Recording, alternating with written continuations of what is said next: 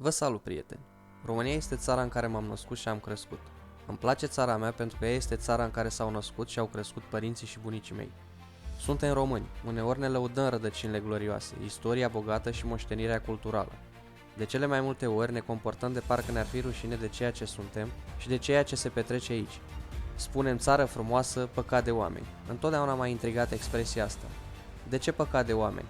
Poate am fost eu norocos, însă oamenii pe care i-am întâlnit nu se împușcă pe străzi, au familii, majoritatea au prieteni vechi de zeci de ani, iar românul știe să își respecte aproapele, chiar dacă anii de sărăcie și presiune ne-au întors unul împotriva altuia. Situația dezastruoasă în care se află România actuală, lipsa de bună credință și viziunea clasei politice post-decembriste, pierderea încet, dar sigură a identității naționale, toate bubele noastre au ca origine evenimentele petrecute în preajma Crăciunului din 1989. Pe mulți dintre noi, aceste evenimente tragice ne-au prins copiii în vacanță la țară, cu bunici în fața televizorului, cu câini lătrând în bătătură, parcă presimțând ceva, cu zăpada mare până la brâu, prin care de-abia ne trăgeam sania. Bunicul meu cu 8 clase, țăran sărac lipit pământului, îmi povestea că pe vremea când era copil, erau zile când nu aveau ce să mănânce, al doilea război mondial prizându-l la o vârstă numai bună de carne de tun. A luptat 4 ani pe ambele fronturi, împotriva sovieticilor, scăpând ca prin urechile acului la evacuarea din Odessa și împotriva nemților, fiind rănit luptând în munții Tatra din Cehoslovacia. După război s-a întors acasă și a lucrat la CFR, continuând să se ocupe și de grădina lui, primând și pensie de veteran de război. Toată viața le-a fost recunoscător comuniștilor, susținând că l-au făcut și pe el om. Pe 21 decembrie, la discursul lui Ceaușescu, îl ții minte cum se bucura auzind că li se vor mai da 102 de lei la pensie. La anunțul execuției ceaușeștilor, nu a spus nimic, doar ochii lui uzi de lacrimi și rușinați mi-i amintesc. Dacă pe bunicul meu, care pe atunci se considera ateu, nu îl țin minte să fi spus multe, pe bunica mea însă, crima din ziua de Crăciun a revoltat-o. Țăranca cu 5 clase, credincioasă până măduva oaselor, a plâns și a spus că vor veni vremuri grele, iar păcatele criminalilor vor cădea asupra noastră, a tuturor românilor. Satul nostru era mic și destul de departe, situat de isteria din orașe, fapt care nu a împiedicat destinul să facă în așa fel încât să particip și eu la așa zisa revoluție. Pe 27 sau 28 decembrie, împreună cu un alt copil de aceeași vârstă, bătrânii ne-au trimis cu 2 traiste mari cu mâncare, peste dealuri, prin zăpadă până la brâu, la soldații care de câteva zile păzeau un releu de telecomunicații din zonă. Pentru noi a fost o aventură extraordinară, soldații primindu-ne cu zâmbetul pe buze, în ciuda faptului că în ochii lor se citea o frică evidentă. Ne-au ținut înăuntru un sfert de ceas, până să ne mai încălzim, ne-au lăsat să ținem în mână armele lor, unii s-au pus la masă, apreciind și mulțumind pentru bucatele trimise de săteni. Țin minte că am ajuns acasă cu picioarele murate și înghețate. Am schimbat 2 perechi de ciorapi de lână și direct la sani am fost duși. La duș și la întors, bătătorisem cât de cât zăpada pe dealul de lângă casă, fiind deci numai bun de săniuși. Peste câteva zile a venit tata și m-a luat cu mașina de la țară, era îngrijorat, nu vorbea prea mult, probabil tancurile de armată și miliție care mâșinau prin oraș îi inspirau teamă.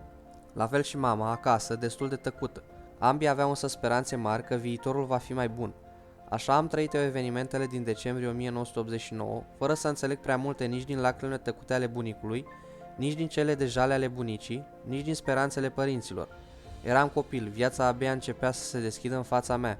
La aproape 30 de ani de la evenimentele descrise mai sus, mă număr și eu printre cei mai mulți români plecați din țară de prea mulți ani. Speranțele părinților de a mă vedea pe lângă casă s-au risipit repede, fiind înlocuite cu câteva momente de bucurie și de tristețe din scurtele vacanțe de vară sau iarnă. Odată plecat din România, se rupe ceva în fiecare român, indiferent de origine sau clasă socială. La fel a fost și în cazul meu. Doar că pe lângă asta s-a mai întâmplat un lucru neobișnuit. Am început să mă întreb de ce s-a ajuns într-o asemenea situație. De ce a trebuit eu să-mi las familia, prietenii, satul sau orașul pentru o pribegie în străinătate? De ce trebuie unul să lupte cu dinții pentru a trăi cât de cât decent în țara lui? De ce am ajuns să plecăm într-un număr atât de mare? Întrebări cu duiumul, răspunsuri mai puține, iar cele care sunt vagi, întortocheate, ne scot tot pe noi vinovați, indiferent cum le-am pune cap la cap. Am încercat să citesc tot ce găseam despre Ceaușescu și evenimentele din decembrie 1989, totul în paralel cu urmărirea îndeaproape a situației sociale, politice, economice din România post-decembristă. Cu timpul, crima din ziua de Crăciun a devenit un fel de obsesie, oricât de mult aș fi încercat să ascund acest lucru. Nu am fost și nu sunt comunist, doctrinele m-au lăsat întotdeauna rece, indiferent din ce parte a baricadei provin. Nu mai vreau să aud de niciun partid, toate sunt niște așchi putrede sărite din ciotul fesenist. Respect orice sistem sau regim care are ca grijă principală bunăstarea reală a poporului. Ceaușescu și comuniștii lui, de bine de rău, au arătat acest lucru, fapt pentru care au câștigat respectul meu. Cum ar fi putut să nu-l câștige când vedeam cum s-au îngrijit post-decembriștii de noi și de scumpa noastră țară? Țara mea, casa mea, locul în care m-aș întoarce oricând, măcar cu sufletul.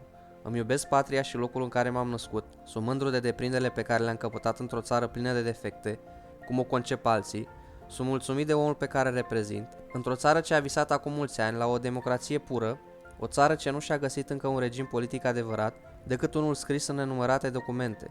În opinia mea, o țară nu reprezintă altceva decât un loc, pe care îl creează oamenii prin obiceiurile, prin stilul lor de viață, prin purtările lor. O patrie reprezintă imaginea reflectată într-o oglindă a tuturor oamenilor care o compun. Cum o oglindă nu minte niciodată, așa nicio țară nu poate masca purtările ce o domină, sau oamenii urâți, ce se încăpățânează în a-i pune impedimente în speranța de a îngreuna evoluția. Asemenea proverbului românesc, omul sfințește locul, avem o Românie așa cum ne-am creat-o, sau cum o creăm în fiecare zi. Închei aici, dar nu înainte de a întreba câți dintre voi v-ați dori să participați activ la repararea greșelii din ziua de Crăciun din iarna anului 1989. Așa, poate ni se va ierta păcatul cel mare. Istoria va continua să se răzbune pe noi până atunci. Mulțumiri sincere tuturor susținătorilor acestui canal și până data viitoare, vă salut!